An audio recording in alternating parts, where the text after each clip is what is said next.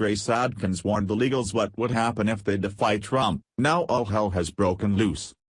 It seems like a no-brainer that illegals would be prosecuted.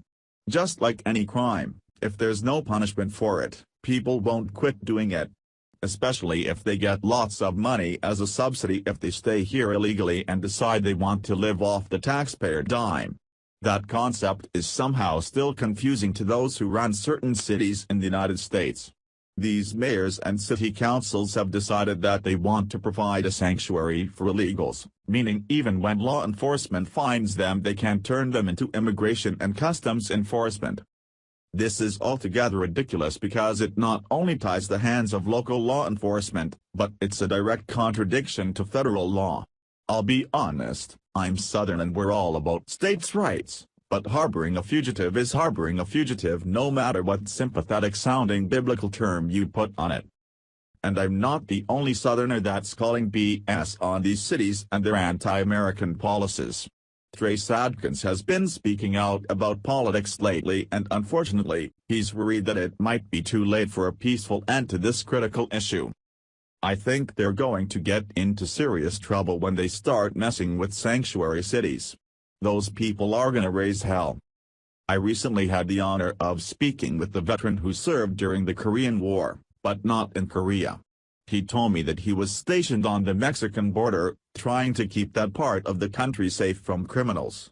After all, anyone who commits the crime of entering the country illegally is a criminal. He told me that when they were stationed there, each of them was given a booklet telling what they could and couldn't do.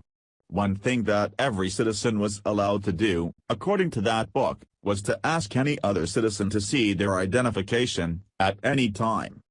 Back then they seemed to have a handle on it being each citizen's responsibility to try and keep the country safe and turn those who were breaking the law into the proper authorities. It's a dark day in our country when there are cities where even law enforcement can't enforce the law. President Trump has been clear from day one that he won't be allowing this atrocity of legal defiance to continue, and AG Sessions reiterated that sentiment in a press conference recently. Via Fox News, Attorney General Jeff Sessions is reinforcing threats to go after sanctuary cities, warning the administration may withhold federal crime-fighting funds for 4 places struggling with gun violence. It is the latest threat made by Sessions in his public campaign to force cooperation between local authorities and federal immigration officials. The Justice Department sent letters to police departments in Baltimore, MD, Albuquerque, New Mexico, Stockton and San Bernardino, California, telling them if they wanted federal help to root out drug trafficking and gang crime, they'd have to work with federal immigration authorities. Among other things, the Justice Department said they must give the authorities access to jails and provide advance notice before releasing someone in custody who is wanted on immigration violations. The 4 cities targeted had all expressed interest in the DOJ's new public safety partnership, which enlists federal agents, analysts and technology to help communities find solutions to crime. Based on our review, we have concluded that your jurisdiction has levels of violence that exceed the national average, that your jurisdiction is ready to receive the intensive assistance the department is prepared to provide, and that your jurisdiction is taking steps to reduce its violent crime, the August 3 letter said. The letter sent by the DOJ to the 4 prospective cities' police departments also asks them for proof of their compliance to step up efforts to help detain and deport people in the United States illegally. The deadline is August 18.